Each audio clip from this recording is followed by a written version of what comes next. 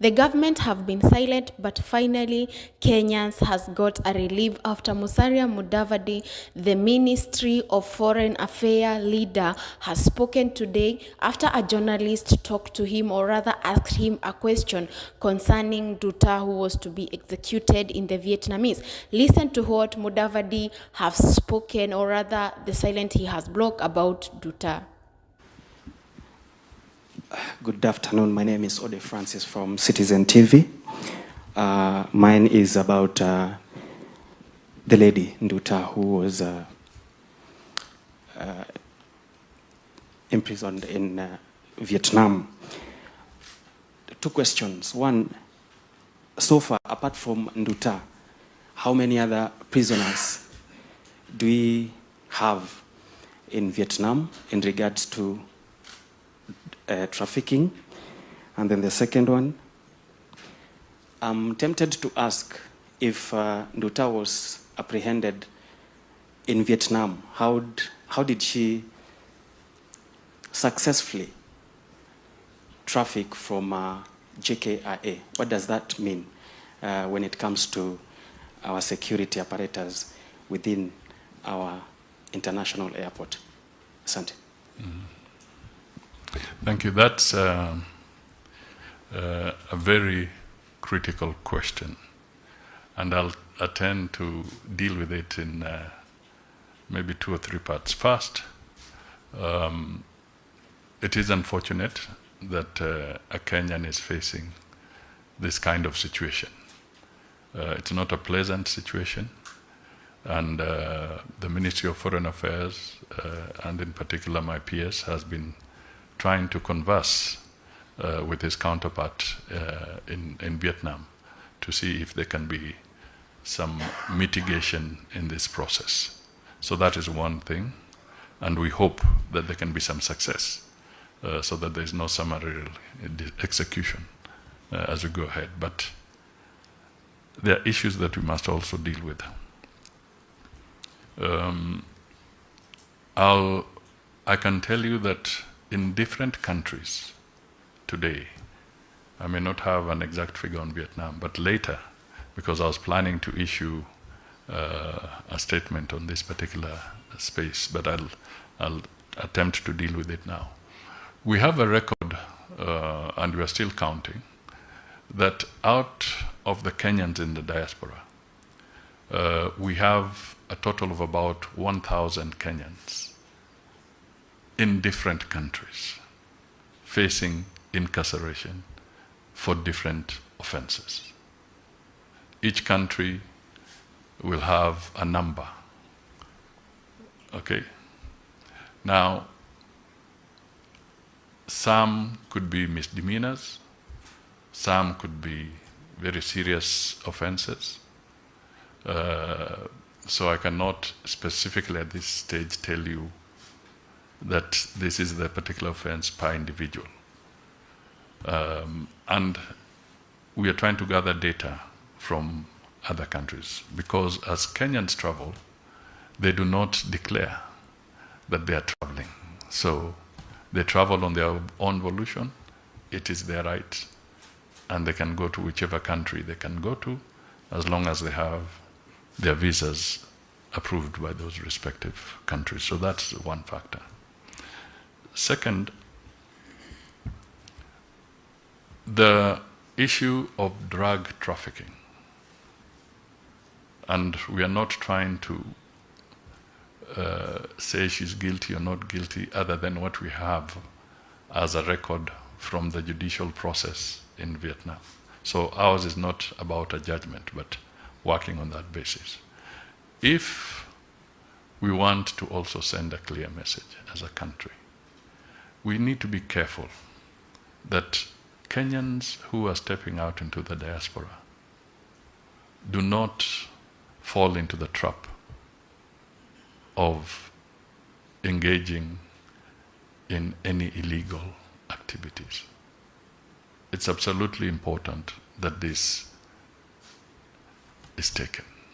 We want responsible Kenyans at home, and we equally want responsible Kenyans in the diaspora, in whatever country you are in. We have been at the forefront in promoting bilateral labor agreements, trade, also focusing on responsible mobility of labor and so forth. We've been talking to these things. And one of the things I've been emphasizing is that please, the young Kenyans that are going out, remember that the moment you board a plane and the wheels have lifted, when you land in whatever country you're going into, the laws that apply are not Kenyan laws. They are the laws of that respective country. So please respect the law. Vietnam has got its own judicial processes. And we want to make it clear that we do not want to market Kenya as a conduit for illicit trade, whether drugs or human trafficking or any other contraband or even illicit firearms. We have to be very clear to this, and we have to be collective and understanding on this matter. So it is important that as we deal with these cases, we have to appreciate that it's a bigger issue, and in certain instances we have a process where we are also working on instruments that are being negotiated by Ministry of Foreign Affairs and the Attorney General's office so that we can have mutual agreements on even how to deal with exchange of prisoners and so forth. And this is a process where you have to talk to each country separately because the rules may be different that would allow mutual exchange of those who either have almost concluded their term or they are about to end. So you have to look at it also in the context that if somebody is murdered in Kenya by somebody else, we expect the rules of Kenya to apply. Those who may be involved in illicit drug trade, whether they are Kenyans or not, but if they are found within the Kenyan space, then the laws of Kenya will apply on those matters. So I think I can only appeal to you, and thank you for your question because it's so important that we convey this message to the Kenyans in an objective and fair way so that nobody thinks that it's a simple game. Once you step into a plane, you board a plane and you leave and you land somewhere else, the laws that apply are not Kenyan laws. They are the laws of that country. And you have seen there were cases in Kenya of the Akashas. They are incarcerated in the US on drug-related matters. So therefore, this would not, if indeed it's the case, it will not be the first one. Okay? Because there are others. But all lives matter. And all we can say at this stage is that we hope we can find a solution to this. But please convey this message. Help us to really speak to our young people because we have a demographic challenge.